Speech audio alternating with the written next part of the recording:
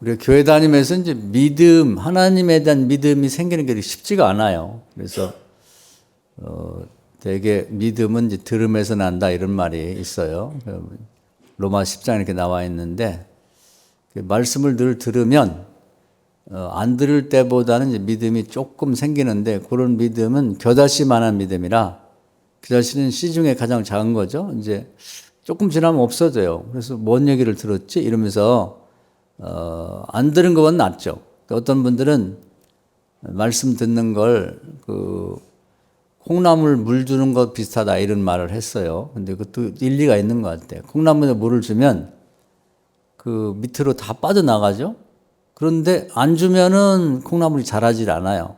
조그만 해갖고 그만 새파랗고 이제 뿌리만 잔뜩 하고 자라질 않는데 물을 계속 주면은 물은 다 빠져나가는 것 같은데도 콩나물이 잘 예쁘게 자랍니다.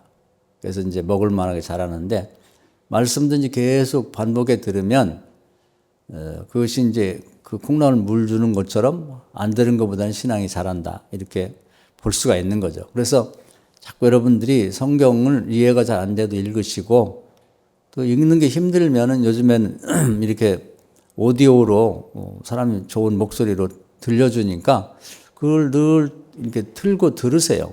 그리고 하루 종일 듣는 게 어려우면 하루에 뭐 10분이든 20분이든 그 시간을 정해놓고 늘 들으시면 믿음이 자기도 모르는 사이 자랍니다.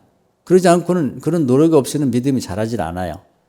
근데 믿음이 이제 결정적으로 하나님께 대한 믿음이 생기는 건 기적을 통해서 하나님이 이렇게 보니까 남들은 다 믿음이 있다는데 나는 뭐 하나님이 나에게 아실까 관심이 있을까 그러는데 어떤 일을 경험해 보면 그때 믿음이 생기는 거예요. 그러니까 믿음의 조상이라고 하는 아브라함도 보면 75세 때 하나님이 가나안 땅으로 가라는 말씀을 들었어요. 그때는 듣고 가나안으로 가긴 갔어도 이제 긴가민가 하죠. 그러니까 안 들었을 때하고는 다르게 하나님이 나에게 꿈에 나타나서 또 마음에 소원을 주시면서 가나안 땅으로 가라고 그러시네. 나는 원래 갈대아우라고 하는 고향으로 가고 싶었는데. 그래 그 얘기를 들었을 때 안 들었을 때하고는 다른 거예요. 나에게도 하나님 말씀하시는구나. 다른 사람에게도 뭐 얘기를 할까? 나만 얘기할까? 그런 이제 긴가민가한 상태로 75세 때 이제 뒤늦게 하나님을 만났죠. 그래서 가나안 땅에 갔는데 거기 살면서도 하나님이 얘기를 많이 하셨어요. 너 여기 살면 내가 땅을 줄 거고 또 아들이 없지만 아들을 줄 것이고 그리고 너를 해코지 하는 사람이 있으면 내가 대신 복수해 주고 너를 축복하는 자 있으면 내가 복 줄게 이런 말씀하셨는데 얘기만 들었지 안 들었을 때보다는 뭐 기분이 좋지만 정말 하나님이 나에게 그 정도 관심이 있을까 이런 건 이제 잘 안 믿어졌죠. 그러다가 이제 결정적으로 하나님이 나한테 관심이 있고 정말 살아계시구나 하는 걸 느낄 때가 있었어요.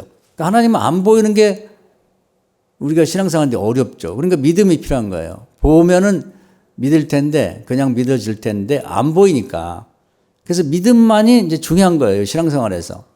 그런데 안 보이는데도 언제 결정적으로 믿음이 생겼냐면 이제 가나안 땅에 가자마자 가뭄이 엄청 들었어요. 그래서 모든 식물들이 다 죽고 곡식도 말라 죽고 그래가지고 먹을 게 없어요. 풀이 없다 보니까 이제 가축들도 못 먹으니까 풀을 못 먹으니까 죽고 이래가지고 도저히 견딜 수가 없어서 요즘 말하는 이집트 거기가 이제 잘 사는 그 당시에 나라였습니다. 그래서 성경에는 애굽이라고 되어 있는데 거기는 이제 지금도 유명한 그 나일강이라고 하는 굉장히 큰 강이 있어요. 그 강 주변에 비옥한 그런 땅이 있었습니다. 나일강이 이제 자꾸 범람을 했다고 그래요. 그러다 보니까 이 강바닥에 있는 그 진흙들이 범람할 때마다 밖으로 나와가지고 물이 빠지고 나면 거기가 땅이 되는데 굉장히 비옥했다고 합니다. 그래서 뭘 심어도 굉장히 잘 되는 곳이니까 먹을 게 풍성했다고 합니다. 그러니까 이 아브라함이 살 수가 없어 애굽에 갔었어요. 그런데 아브라함의 부인이 굉장히 미인이었다고 그래요. 그래서 성경에 보면 아리답다는 이제 여인에 대해서 가장 최고의 칭찬입니다. 아름다움을 표현할 때 아리따움 이렇게 얘기를 해요. 그래서 이제 애굽에 갔는데 이제 급하게 가다 보니까 이제 가다가 생각이 걱정이 되는 거예요. 자기 부인이 너무 예쁘니까. 그래서 너무 예쁜 부인을 얻어 사는 사람들도 늘 남편이 불안하다고 그래요. 다른 사람들이 이제 자기 아내를 자꾸 쳐다보고 또 유혹할까봐. 근데 이제 아브라함도 그런 마음이 있었던 것 같아요. 그래가지고 이제 가면서 얘기를 했어요. 우리가 잘못해서 죽을 수도 있는데 혹시 어려움이 생기면 이제 너하고 나하고 이제 부부간이지만 사실은 이복 형제였다고 그래요. 아버지가 이제 부인이 둘이었었는데 그러니까 엄마가 다른 거죠. 그러니까 엄마 다른, 아버지는 똑같고 엄마가 다른 이복 누이 동생했다고 그럽니다. 또 어떤 데는 뭐 사촌이라고도 하는데 이제 이복 누이 동생이 맞는 것 같아요. 그러니까 부인이지만 또 따지고 보면 동생이거든, 여동생. 그래서 만약에 어려움이 생기면 너 내 부인이라고 하지 말고 누이 동생이라 해라. 이제 궁여지책이죠. 목숨 살려고 하는 궁여지책이 좋은 뜻은 아닌데 그렇게 됐는데 실제로는 이제 이 애굽에 갔더니 사람들이 외국에서 사람이 오니까 막 관심을 갖고 뭐 이렇게 보니까 이 아브라함의 아내가 굉장히 미인인 거예요. 그때가 이제 60세에서 한 65세쯤 됐을 때인데 아브라함이 이제 175세에 죽었으니까 그때는 이제 아마 잘 안 늙었는 것 같아요. 이렇게 뭐 공기도 맑고 물도 깨끗하고 뭐 환경이 좋아가지고 지금은 이제 환경 오염되고 그래가지고 70, 80세만 돼도 이제 뭐 많이 늙고 그런데 그 아브라함 때는 오래 살았던 것 같습니다. 그러다 보니까 60세 뭐 65세 그래도 돼도 요즘 실험하면 한 20대처럼 그렇게 미모가 있었나 봐요. 그러니까 이제 그 소문이 그 당시에 왕인 바로라고 하는 왕에게 전달이 됐어요.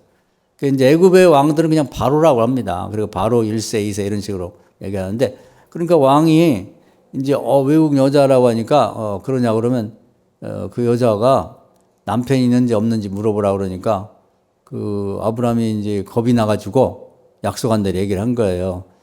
이게 누구냐? 그러니까 제 누이 동생입니다. 이렇게 얘기를 한 거죠. 그러니까 이제 그래? 그러면 내가 어떤 보상을 하고 옛날에는 이제 뭐 지금도 외국에 가면 이제 지참금이라고 해서 이렇게 돈을 주고 여자를 사듯이 뭐 산다는 표현이 그렇습니다만은 하여튼 그 대가를 주고 이제 데려가는 경향이 있거든요. 그러니까 그 당시에는 이게 풍속이었던 것 같아요. 그러니까 왕이 충분하게 이렇게 보상을 했어요. 그래서 성경에 보면 뭐 양도 주고 소도 주고 사람 종도 주고 그리고 나귀도 주고 낙타도 주고 굉장히 많은 재산을 주고 그 여인을 사듯이 데려갔단 말이에요.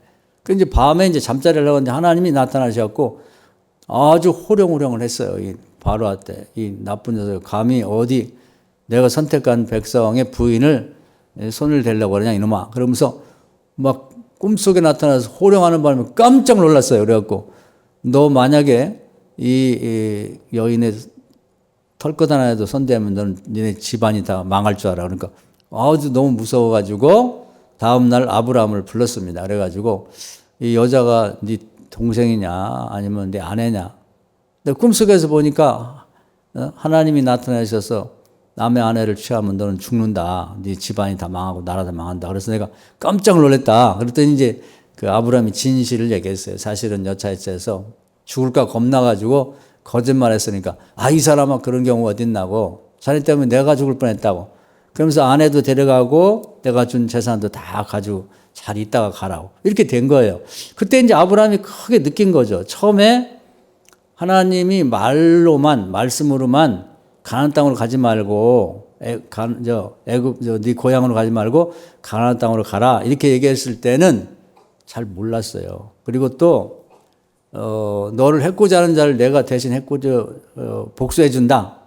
이런 얘기를 했을 때도 긴가민가했죠. 뭐 설마 그럴 일이 있을까 그랬는데 정말 당해보니까 하나님이 정확히 말씀한 대로 자기와 가족을 구해주는 걸 느꼈어요. 그런 다음에 정말 하나님이 나에게 관심을 갖고 있고 하나님이 정말 살아계시구나 한 걸 그때 체험하면서 믿음이 확 생긴 거죠.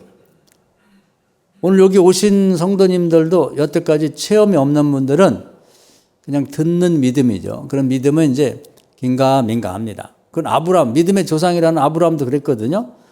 그러니까 이제 어느 때가 되면 체험이 올 거예요, 체험이.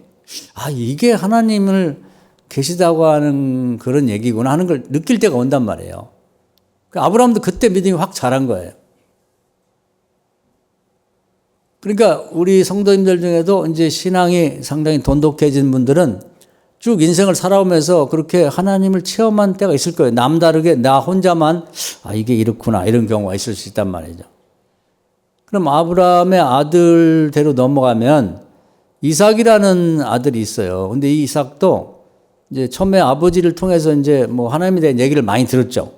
내가 뭐 옛날에 할아버지 세상 뜨고 고향으로 가려고 하는데 하나님이 나타나셔서 뭐 가나안으로 말씀하셔갖고 그때 이렇게 가나안 땅 와서 그때부터 우리가 여기 살게 된 거야.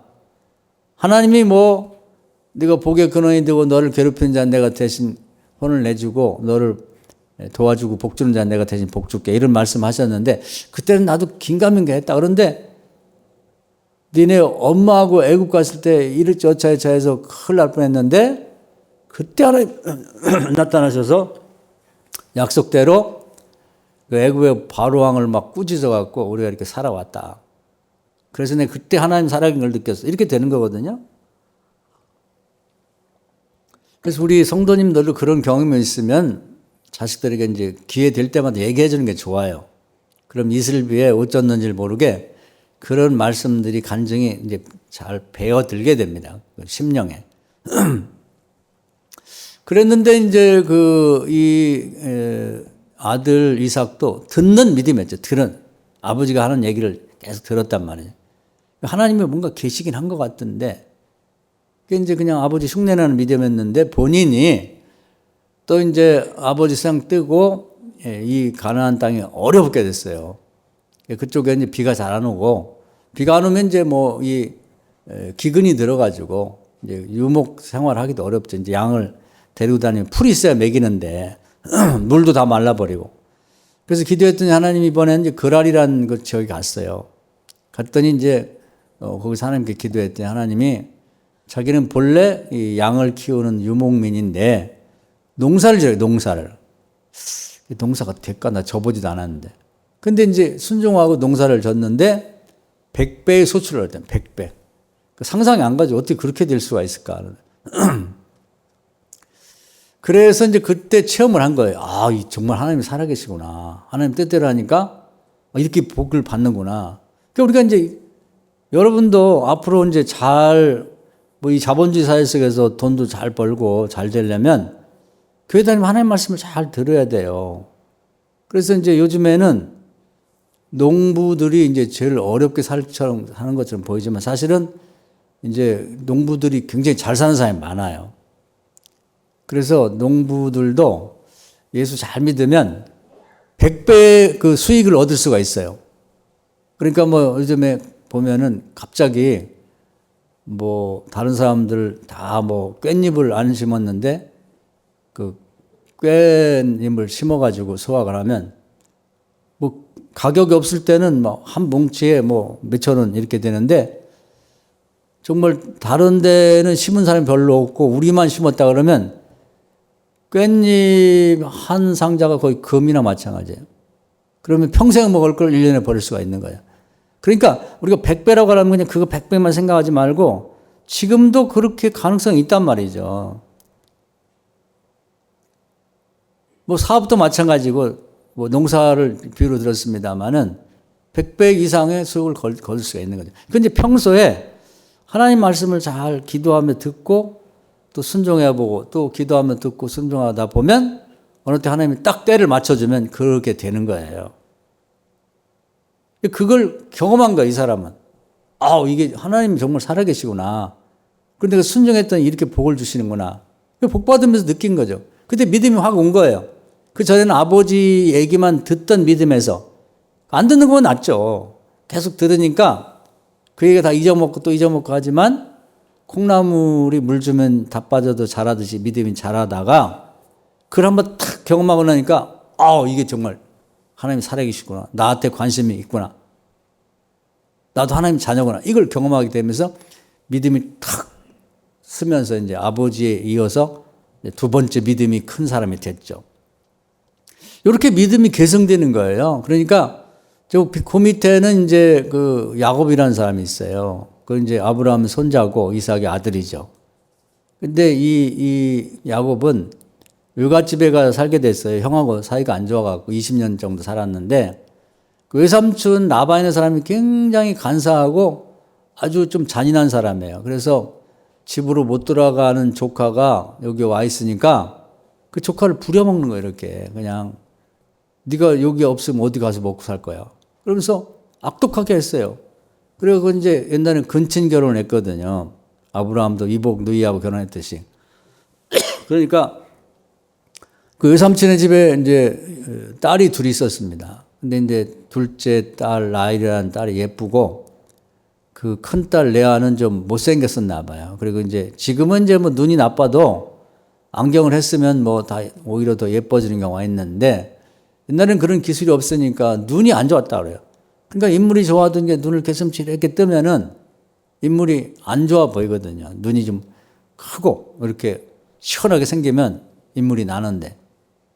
그래가지고 이제 겉보기에 둘을 비교하면 큰 딸은 못생기고 작은 딸은 예뻤단 말이에요. 그러니까 사람이 이제 그 뭐 누구든지 그렇지 예쁜 사람에게 이제 마음이 가죠. 그래서 이제 이 동생, 작은 동생에게 이제 마음을 주고 얘기를 했어요. 작은 동생한테 좋아한다. 결혼하려면 지참금 대신 네 아버지 엄마가 나한테 줄 게 없으니까 네가 7년간 여기서 농사 짓고 뭐 양치고 그렇게 머슴처럼 일을 해라. 그럼 내가 지참금 대신해서 그걸 받고 동생을 주겠다. 이렇게 했는데 그 외삼촌이 굉장히 나쁜 사람이에요. 그래서 이제 결혼식을 하고 이제 첫날 밤이 됐는데 야곱에게 이 술을 많이 먹이고 그 신방에 큰 딸을 보낸 거예요. 작은 딸이 아니고. 그 다음날 보니 깜짝 놀랐죠. 아니, 네가 왜 여기 있냐. 그래. 아니, 우리 집안에는 거꾸로 불을 못 댄다. 언니가 시집가고 그 다음 동생이 가야 되는 거지. 동생이 먼저 갈 수 없다. 이게 전통이다. 이렇게 해가지고는 막 울고 난리가 났는데 그 아버지가 하는 말이 좀 기가 막히죠. 야, 큰 동생도 너 줄 테니까 작은 동생도 주고 또 7년간 더 일해. 14년간을 일을 한 거예요. 그러니까 거의 속아가지고 일만 열심히 하다가 이제 어떻게 또 그 몸종들 하나씩 줬어요. 그 부인들, 사촌 여동생들에게. 그러다 보니까 부인이 4명이 됐습니다. 그 사이에서 아들 12, 딸 하나, 이렇게 13명이 낳고 부인은 또 4명이고. 먹고 살 길이 없는 거예요. 왜냐하면 그동안에 노동한 것은 하나도 대가를 못 받고 그냥 빈털터리인 상태에서 가족만 많아지니까 너무 고통스러운 거죠. 그래서 이제 야곱이 기도를 했습니다. 야곱도 늘 듣던 얘기였거든요. 할아버지 얘기 또 아버지 얘기. 그래서 다 잊어먹었지만 그래도 이 믿음의 집안에서 태어난 사람은 달라요. 그게 왜냐하면 그게 이제 집안 풍토가 그래도 예배 기도하고 밥 먹고 또 명절 되면 예배 드리고 또 계속 교회는 못 가도 이제 드문드문 교회 다니고 계속 들은 얘기가 있고 그 대화가 믿음의 대화를 듣다 보니까 그 믿음이 생길 수밖에 없거든요. 근데 믿음이 크지는 않지. 그냥 다 이 물 주면 빠져나가는 것 정도 되지만 안 든 것보다 다르단 말이죠. 그래서 이제 아버지 할아버지한테 들은 얘기가 있으니까 자기도 기도를 했어요. 그때 하나님이 그 희한한 말씀을 하시는 거예요. 뭐냐면 이제 네가 이제 봉급을 달라고 얘기를 해라. 그러면 네 삼촌이 이러고 저러고 얘기할 텐데 1년에 뭐 한 달에 몇 마리 이렇게 양을 달라고 하지 말고 앞으로 양이 태어날 때에 얼룩무늬 바둑이 강아지처럼 얼룩얼룩한 양이나 염소가 나면 내가 갖고 단색 까만 건 하얀색으로 된 건 삼촌이 갖고 이렇게 합시다. 계약을 쓰라는 거예요. 삼촌은 굉장히 약은 사람이고 자기 조카가 죽든 살든 관계없이 자기만 이제 부자 되면 좋은 사람인데 이제 야곱이 저도 이제 14년간 노동이 끝났으니까 저 일하면 한 달에 얼마씩 주세요. 이렇게 얘기를 했더니 그럼 어떻게 하면 좋겠냐 이게 나왔어요. 그러니까 이제 야곱이 조건을 내세웠습니다. 몇 마리가 되든 얼룩얼룩한 게 나오면 저를 주고 단색은 삼촌이 가지십시오. 그러니까 이 삼촌이 이 녀석 바보 아니야? 왜냐면 이렇게 통계적으로 봤을 때 확률이 1000마리가 이제 새끼를 낳으면 얼룩무늬가 나오는 게 몇 마리 안 되죠. 근데 저도 우리 집에서 14년 동안 양 키워봤음에도 불구하고 몇 마리 안 나오는 걸 네가 가져? 너무 좋지 나는. 그럼 그래 하자. 이렇게 된 거예요. 그날부터 이제 야곱이 계속 기도를 했습니다. 하나님, 저 먹고 살아야 되는데 너무 억울하게 이렇게 삼촌에 속아서 노동만 하다가 식구는 많고 저 어떻게 살아요? 계속 기도했어요. 그때 놀라운 일이 벌어진 거예요. 뭐냐면 그날부터 새끼만 다 거반다 얼룩무늬가 나오는 거예요. 있을 수 없는 일이죠. 아마 역사상 처음일 것 같아. 그래가지고 순식간에 나오는 족족 다 야곱이 것이 되면서 큰 부자가 됐어요. 성경에 보면 거부라고 하지, 클 것자, 큰 부자가 됐단 말이에요. 그때 이제 야곱이 크게 깨달은 거예요. 야, 이거 되는구나. 하나님 정말 살아계시는구나. 하나님이 나에도 관심이 갖고 계시고, 그러면서 그게 체험이 되면서 믿음이 확 커버린 거죠. 그러니까 이분들이 믿음의 조상이 된 건 기본적으로는 말씀을 들으면서 그것이 믿음이 기초가 생겼고, 그리고 확 믿음이 서게 된 것은 그런 이제 경험을 통해서 된 거거든요. 그냥 된 게 아니란 말이에요. 그러니까 우리도 한번 그걸 생각할 필요가 있는 거예요. 그래서 이제 계시록에 보면 에베소 교회 교인들이 신앙이 아주 이렇게 열심히 하다가 뚝 떨어졌어요. 그러니까 예수님이 그 사도 요한에게 편지를 쓰라고 했어요. 그래서 너희들이 그 첫사랑을 버렸다. 첫사랑. 근데 그때 그런 체험이 있을 때 확 하나님에 대한 사랑이 생겨요. 아, 하나님이 계시구나. 살아계시구나. 나를 사랑해 주시는구나. 내 마음을 아시고 내 기도를 들어주시나. 믿음이 확 생긴단 말이죠. 아마 에베소 교회에도 그런 게 있었을 거예요. 어떤 기회에 정말 부흥이 확 되고 그냥 성령 역사가 있어요. 교인들이 서로 사랑하고 아주 그 좋았던 때. 그때가 있었는데 이제 그건 살아있는 건 변하거든요. 그러니까 그 사랑이 떨어졌단 말이에요. 그래서 그때로 다시 돌아가서 회상하면서 잃어버렸던 신앙을 회복하라 이런 말씀이 있어요. 그래서 우리도 한번 제가 드린 말씀을 잘 생각해 보세요. 내가 언제 어떻게 어떤 교회를 나오게 됐지? 예수님에 대한 관심을 갖고 믿음이 조금이지만 겨자씨만한 게 생겨가지고 그래도 교회 가야지, 주일날 예배 드려야지 이런 마음이 왜 생겼을까? 이걸 한번 거꾸로 추적해서 계속 생각하는 게 중요하다는 거예요. 그건 제 얘기 아니고 이제 에베소 교회에게 예수님 가르쳐준 말씀이에요. 어디서 믿음이 떨어졌나? 과거에는 거기 어디서 시작됐고 왜 그 믿음이 떨어졌고 지금 교회도 안 다니지? 이걸 한번 생각해 보라는 거죠. 그 다음에 두 번째는 내 믿음이 뜨거웠던 때가 있단 말이에요. 그건 이제 체험했을 때예요. 남 얘기 간증 듣고 뭐 그랬던 거 아니라 내가 직접 체험해 봤을 때 하나님이 나를 사랑하시는구나. 그때가 있단 말이에요. 그때 이제 믿음이 자라는 거거든요. 믿음이 서는 거거든요. 아마 여러분도 그런 게 있을 거예요. 그걸 한번 되돌아보자 이 말이에요. 믿음이 약해질 때마다 그 자리에 돌아가는 게 중요한 거예요.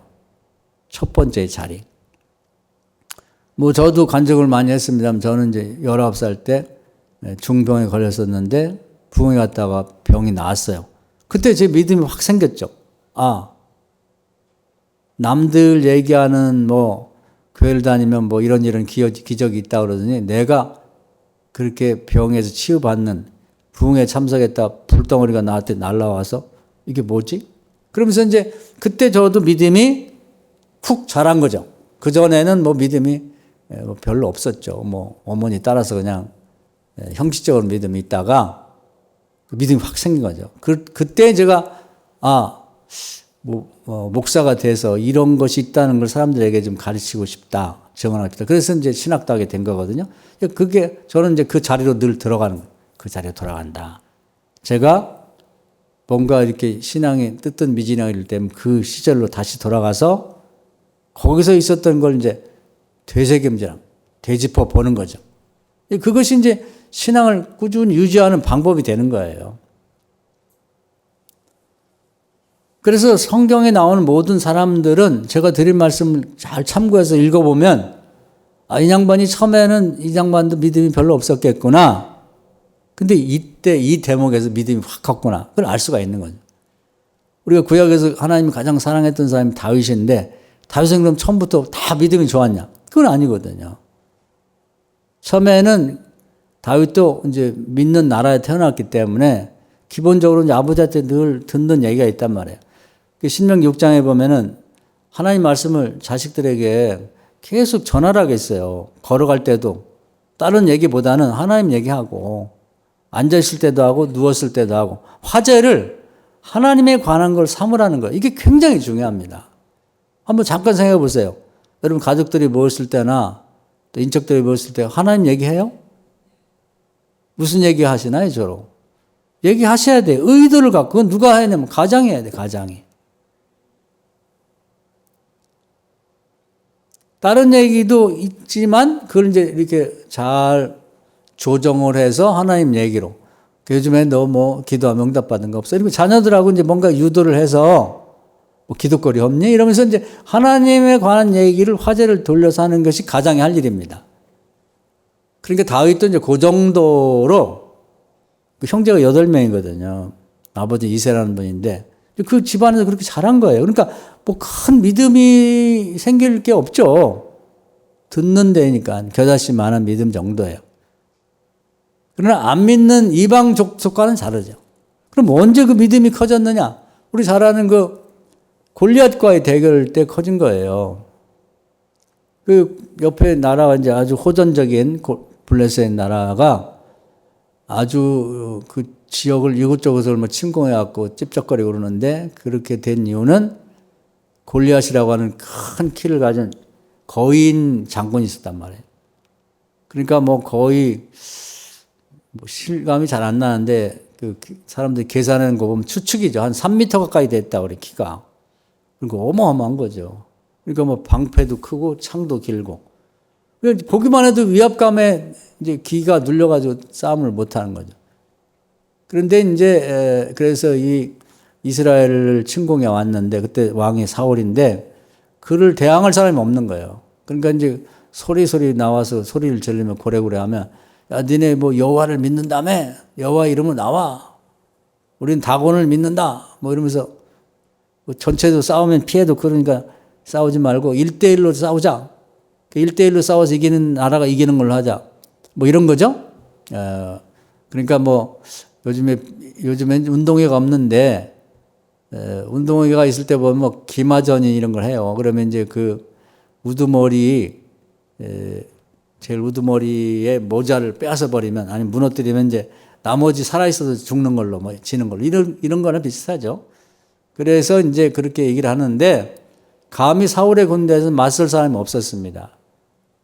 그러니까 이제 사울 왕이 급하니까 뭐 상품을 걸었어요. 너희 중에 나가서 싸워서 저 녀석을 쓰러뜨리면 내가 공주가 둘인데 공주 하나를 준다. 내 사위를 삼겠다. 엄청난 거죠. 두 번째는 평생 니네 집안에 세금을 면제해 준다. 그리고 많은 그 금일봉, 상금을 주겠다. 이 세 가지 상품을 걸었는데 아무도 못 나가죠. 그때 이제 아직 다 자라지 않은 소년 다윗이 형들 3명이 군대에 나왔어요. 그래서 먹을 것 하고 갈아입을 옷 하고 아버지가 갔다 오라 해서 왔다가 이 광경을 목격하는데 자기 견딜 수 없는 건 자기가 믿는 여호와 하나님을 모욕하는 걸 견딜 수 없는 거예요. 그 다윗은 이제 성경을 열심히 읽어서 과거 역사를 압니다. 옛날에 엘리 제사장 때 이 하나님의 법궤가 전쟁터에서 그 블레셋과 전쟁에서 뺏겼어요. 그래갖고 이제 그 전리품이라 생각하고 그들이 믿는 다곤의 신전에다 다곤이 있는데 그 앞에다 갖다 바쳤단 말이야.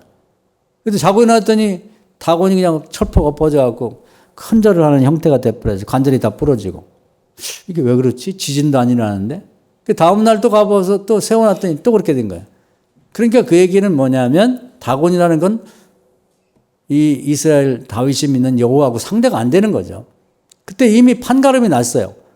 근데 다곤신을 믿고 감히 여호와의 이름을 거론하고 나온다고? 죽으려고 아주 그냥 작정했구만. 그럼 자기가 나간다는 거야.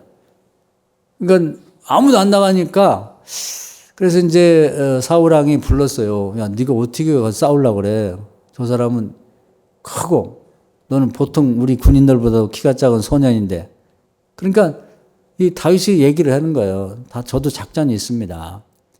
제가 우리 양하고 염소 떼를 늘 돌볼 때 형들이 나만 시킨단 말이에요. 그래가지고 이제 그 물맷돌이라는 게 있어요. 이렇게 우리나라 새총같이 생긴 건데 거기다 이제 고무줄 같은 줄이 있고 이제 부직갱이 같은 게 있고 거기다가 끝에 이제 뭐 가죽으로 이렇게 돌을 얹어 놓을 수 있도록.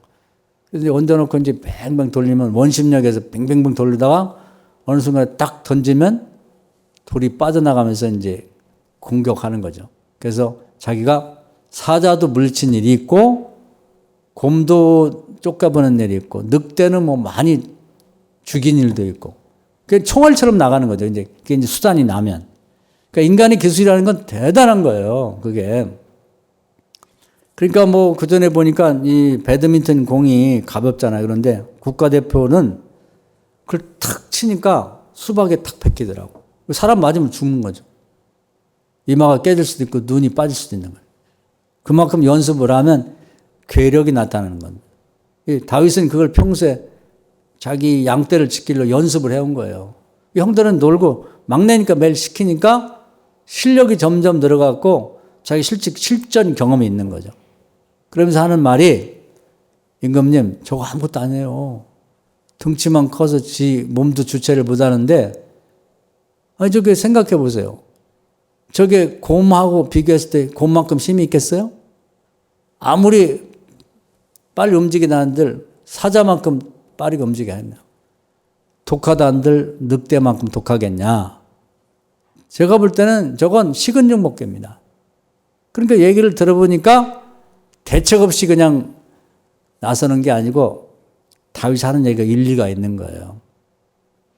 그래가지고 이제 그럼 네가 한번 나가봐라. 그러니까 가자마자 외치죠. 너는 우리 여호와한테 패망했던 다곤신을 의지하고 나왔는지 모르겠지만 나는 여호와를 믿고 나간다. 너는 칼과 단창을 갖고 오지만 나는 여호와 이름으로 나간다. 이 녀석아 하면서 이제 이걸 뱅글뱅글 돌렸어요. 이제 주머니다 조약들을 몇 개는. 그러니까 그 유명한 얘기를 하죠. 야, 이 녀석아, 니네 나라 그 사람이 없냐? 왜 네가 나와? 제일 어린 애가. 그리고 나하고 싸우려면 그래도 내 체면도 있는데 뭐 칼을 갖고든지 창을 갖고든지 뭘 갖고 와야지. 내가 개냐? 부직갱이 갖고 나오고 이렇게 된 거예요. 근데 결국은 방심하다가 이제 그 돌이 이 이마에 박혀가지고 죽었죠. 이제 총알처럼 날아가지고. 그러고서 이제 골리앗을 쓰러뜨렸는데 이때 이제 다윗의 믿음이 확 큰 거예요. 아, 하나님이 함께 하신 이런 결과를 얻게 되는구나. 그러니까 평소에 아버지한테 늘 들었던 신명기 6장의 말씀 같은 그런 하나님에 관한 화제, 그런 대화만 듣다가 이런 결과를 얻으니까 세상에 이런 세계가 있구나. 그래서 믿음이 확 생긴 거죠. 그래서 그냥 보니 나중에 잘 커가지고 나라의 왕도 됐잖아요. 그게 우연이 아니라는 거죠. 그러니까 우리는 살아가면서 이런 계기가 있는 거예요. 그래서 그걸 한번 다른 사람의 예에다가 나를 얹어서 나 인생을 한번 보자 이 말이에요. 인생을 살펴보자. 나는 어떻게 살아왔고 어떤 계기가 있었는지 그걸 계기를 잘 포착해서 자꾸 그 자리로 돌아가야 돼요. 첫사랑을 회복하기 위해서는. 내가 처음 예수를 믿게 되었을 때 어떤 말을 듣고 누가 얘기를 듣고 시작을 했는지 근데 내가 믿음이 아직 없다. 그냥 고만고만한 상태에 계속 있으면 그게 뭐냐면은 그냥 말씀 듣고 그냥 콩나물을 물에 쏙 빠지듯이 싹 빠지고 그런단 말이에요. 경험을 해야죠, 경험을. 그래서 경험을 하기 위해서는 제가 자주 말씀드리는데 여러분이 가진 문제 중에 도저히 사람은 해결할 수 없는 문제가 있어요. 조금 어렵게 얘기하면 한계 상황에 나의 한계를 넘는 그런 문제가 있단 말이에요. 그 자식 문제일 수도 있고 금전적인 문제일 수도 있고, 내 건강 문제일 수도 있고, 그런 문제가 발생했으면 그걸 딱 잡으셔야 돼요. 지금 말씀드린 요 성경에 나온 훌륭한 신앙인들도 그때에 그걸 통해서 하나님을 만난 거거든요. 그래서 교회 다니면서 신앙이 자라려면 제가 늘 얘기하는 거예요. 그런 문제 하나를 붙잡고 씨름을 해야 돼요. 하나님 만나고 싶습니다. 저에게도 체험을 주세요. 이렇게 기도를 하는 거지. 그 기도하는 방법은 야복강의 야곱처럼 하는 거예요. 계속 그걸 포기하지 말고 하루에도 생각날 때마다 계속 기도하면서 자식이 속을 썩인다. 교회를 다니다 안 다니고 또 결혼을 해야 된다 안 한다든지 결혼했는데 애를 안 낳는다든지 여러 가지 이제 엄마 마음에 아버지 마음에 속이 상해. 그런 경우는 계속 기도하며 바라보는 거예요. 하나님이 어떻게 응답을 하셨는지를 그냥 한번 그렇게 기도하고 말면 안 돼요. 성경에 보면 다 하나님의 도움받은 사람들은 끊임없이 기도를 한 거예요. 어떻게? 시작했으면 응답 받을 때까지. 멈추지 말고. 그럼 중간에 그만두면 어떡하냐? 그럼 다시 시작해야 되는 거예요. 무효가 돼요. 무효가 돼. 그거 한 가지를 알았으면 좋겠어요.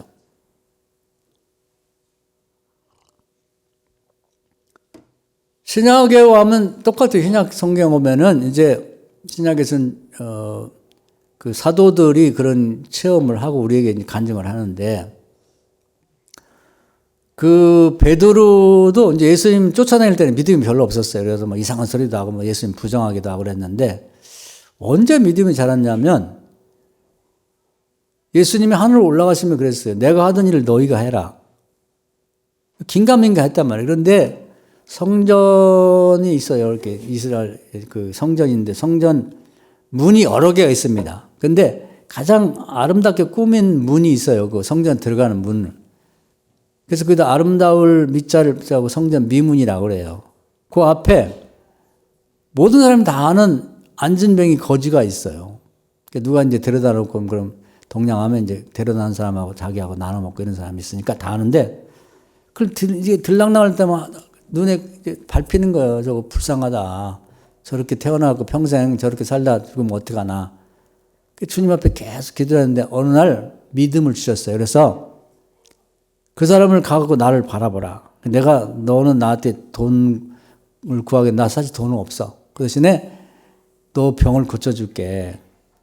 나사렛 예수 이름으로 일어나 걸으라 하고 땡겨서 잡아다녔더니 한 번도 태어나서 걸어본 일이 없는 사람이 발목과 무릎 관절과 허리에 힘이 생겨서 벌떡 일어난 거예요. 이게 뭐지? 그때 믿음이 확 생긴 거예요. 이게 되네.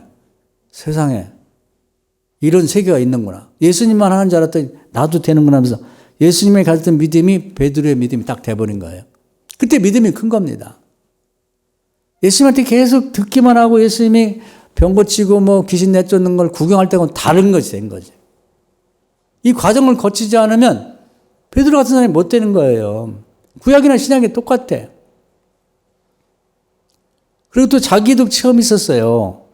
이제 교회에 핍박이 들어와가지고 그 예수님의 동생인 야고보 사도는 붙잡혀가서 죽었어요. 근데 이제 베드로가 이제 우두머리나 마찬가지. 예수 12제자 중에. 체포하러 가고 잡혀가고 감옥에 갇혔습니다. 그러니까 아주 적들이 볼 때는 이게 굉장히 중요한 우두머리에 해당되니까 이 감옥에 가도 그냥 가둬놔도 못 나오는데 착고라 그러죠, 이렇게. 그래가지고 이제 발에는 바닥에 박힌 쇠사슬과 발목을 딱 조이는 게 있어요. 그걸로 양쪽에 매놓고 또 이제 이 손목은 벽에 박힌 쇠사슬에 박힌 착고가 있단 말이에요. 수갑처럼 되어 있는 거. 그 딱 매달려 있어요. 네 군데에 맞게 있고. 그리고 이제 그 철창 있는 그 밖에 군인들이 지키고 그걸 나가면 또 이제 담장이 높은 그 문이 또 있어요. 거기 또 이제 군인들이 지키는 거예요. 그러니까 철통 같은 수비를 하고 있는 거지. 그래서 계속 기도를 했어요. 기도를 하고 이제 그렇게 갇히니까 지도에 갇히니까 교인들이 잠이 오겠어요?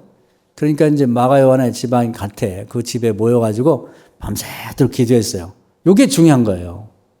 여러분도 원하는 게 있으면 자식을 위해서든지 자기를 위해서든지 계속 기도하고 다른 사람 중보기 되는 게 중요한 거예요.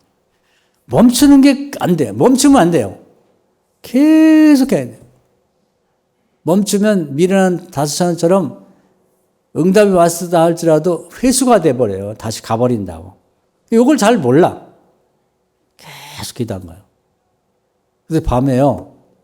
찬바람이 확 드는 것 같더니 꿈인지 생신인지 모르겠는데 이 착고가 탁탁 풀리는 거예요. 그리고 이 철창을 지키는 그런 사람들은 조는지 뭐 하는지 몰라. 그런데 철문이 싹 열리는 거예요. 그리고 밖으로 나와라. 겉옷 입고 가져와라. 겉옷 벗어놨던 걸 입고 나왔는데 이제 자기가 꿈인지 생신인지 잘 몰랐어요. 근데 이제 큰 대문 쪽에 왔는데 문이 또 스르르 열리는데 군인들은 몰라. 그래가지고 이제 밖에 나오니까 그때 정신이 차려져갖고 찬바람 쐬니까 내가 이게 나왔네? 이렇게 된 거지. 그때 믿음이 확 생긴 거예요. 야, 감옥에 갇힌다 할지라도 걱정할 거 없구나. 과거에 다니엘이 사자굴에 갇혔는데도 하나님 살려줬는데 그게 농담이 아니구나. 내가 이런 경험, 지금 사자굴에 갇힌 거랑 똑같죠. 크게 믿음이 생긴 거예요. 이제 베드로가 뭐 겁날 게 없는 거예요. 이 정도라면 이게 신앙이구나. 이게 신앙의 깊이구나. 그걸 깨달은 거죠. 그래서 이제 나 살았다고 그러면서 이제 다 죽을 줄 알았어요. 그래가지고 이제 마가요네 다락방 집에 와 보니까 사람들이 다 이제 기도하고 있는 거예요. 내가 여기 들어가면 나를 또 체포하러 올 테니 딴 데를 갈게. 그러면서 이제 살았다는 얘기만 하고 이제 거기를 떠났죠. 하나만 더 얘기할게요. 이게 이제 성경에 보면 부지기수예요. 바울 같은 경우도 이제 바울이 그 루스라는 지역에 갔어요. 갔더니 거기 이제 나면서 안전병이 된 또 환자가 있는 거예요. 자기가 이제 베드로 들었잖아요. 베드로가 안전병이 치유했다는 거. 그게 나도 될까? 그러고서 이제 기도 많이 하고 이제 이 사람을 보니까 믿음이 생겼어요. 그리고 그 사람 얼굴을 보니까 말씀 듣고 은혜가 받은 얼굴이 다른 사람하고 달라. 얼굴이 확 환히 피었으면서 믿음이 있는 게 보이는 거예요. 그래서 많은 사람들이 듣는데 바울이 얘기했어요. 예수님의 이름으로 명하노니 당신은 그 자리에 일어나십시오. 한 번도 일어나는 사람이 일어나 보지 않았는데 아멘 하고 일어났는데 다리가 쭉 펴졌단 말이에요. 할렐루야. 성경에 있는 모든 일은 지금도 가능합니다. 믿음이 없어서 그렇지. 그리고 베드로가 갇혔다가 또 나온 걸 알잖아요. 전례가 있으면 다 되는 거야. 지금도 되는 거지. 그래서 사도행전 16장에 하면 빌립보라는 곳에 가서 전도하다 잡혔어요. 그래갖고 감옥에 똑같이 갇혔네. 그런데 거기서 또 열심히 기도했어요. 하나님, 베드로가 잡혔을 때 감옥을 나올 수 있게 해주셨던 주여, 저도 이 감옥에서 나가게 해주세요. 갑자기 막 지축이 흔들리는 것처럼 이렇게 지진이 나면서 감옥 문이 그냥 탁 열려버렸어요. 다른 죄수는 다 도망가고.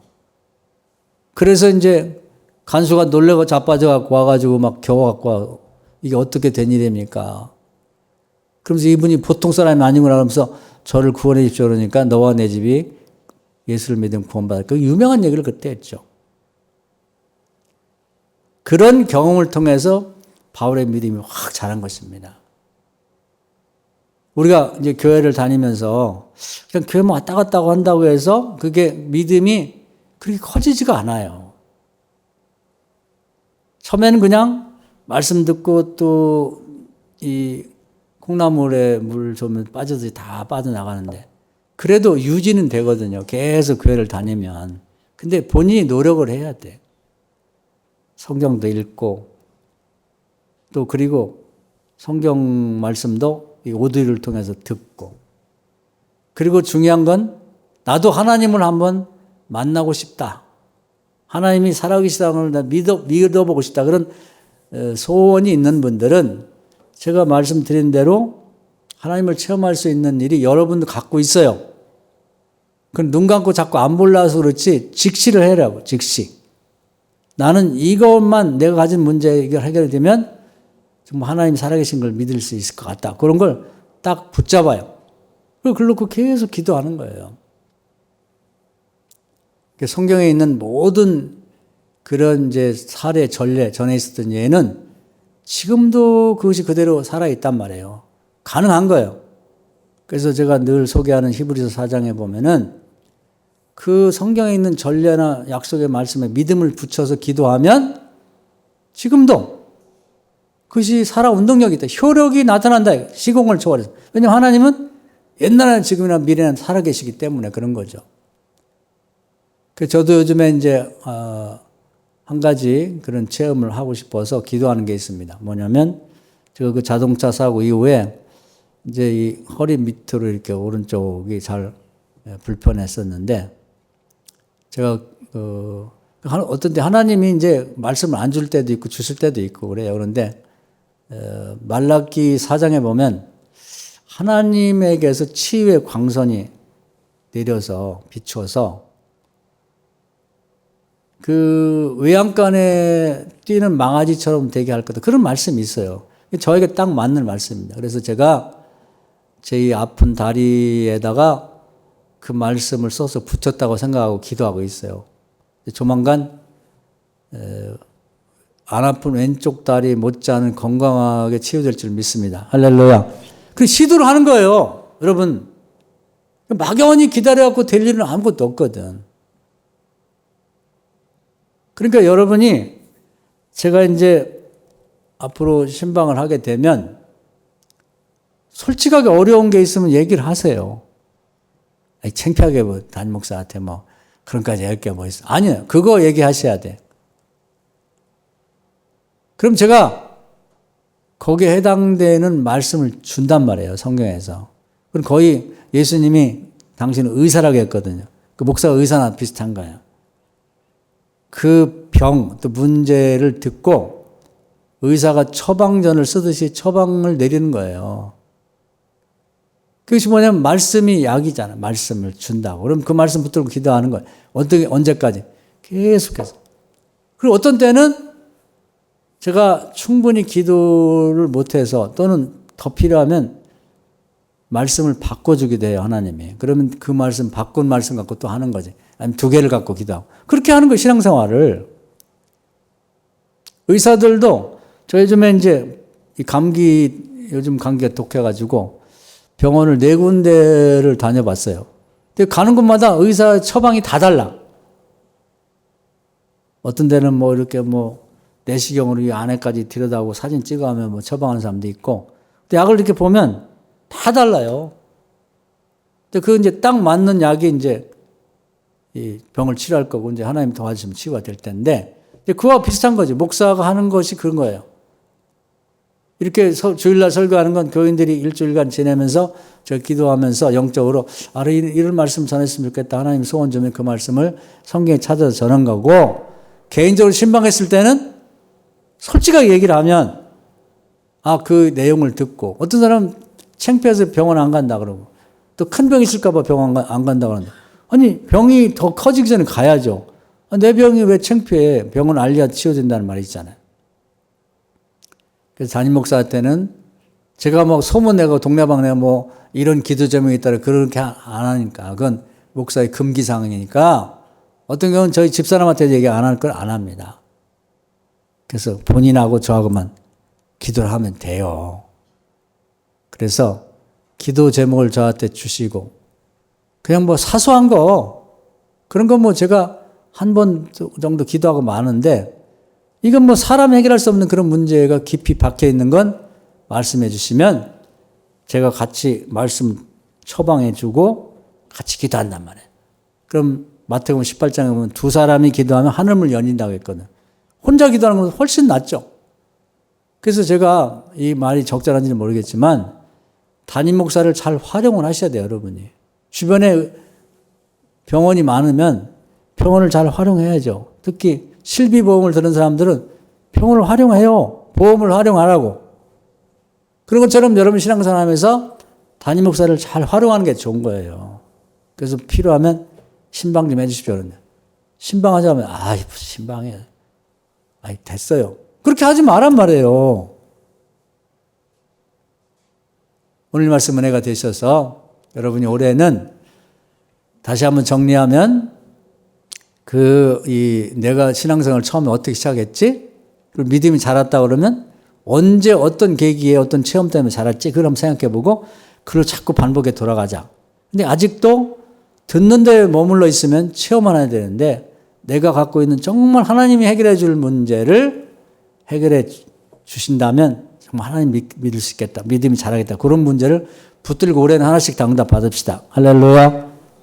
오늘 읽은 말씀은 그 얘기예요. 주님이 지금 부활해서 하늘에 계셔서 목사들이나 믿는 사람들이 전한 말씀을 기적으로 증언해 주신다는 얘기예요. 여러분이 이 기적을 통해서 하나님이 살아계신 걸 경험하기를 주의 이름으로 축원합니다. 아멘. 주의 문학으로 통성으로 기도하겠습니다. 저도 기도함으로써 이런 경험을 갖고 싶습니다. 주여, 오늘도 귀한 말씀을 해주심을 감사합니다. 우리가 어떻게 믿음을 갖게 되고 믿음에서 성장하게 되고 또 설 수 있는지를 말씀해 주셨으니 성경에 나타난 모든 앞선 훌륭한 인물들처럼 우리도 신앙 입문했으니 이제 체험을 통해서 기적을 통해서 하나님 살아계심을 경험하고 신앙에 바르서고 으뜩 서는 교인들 다 되도록 인도하여 주시옵소서. 예수님의 이름으로 기도하옵나이다. 아멘.